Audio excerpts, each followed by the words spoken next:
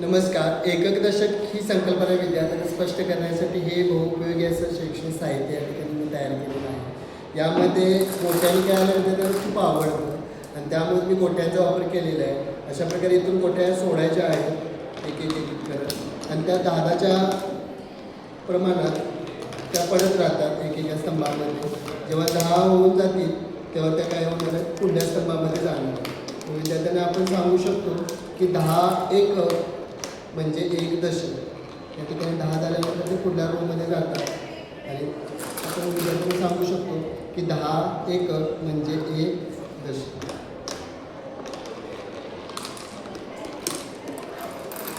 प्रकारे जातील पुढे परत.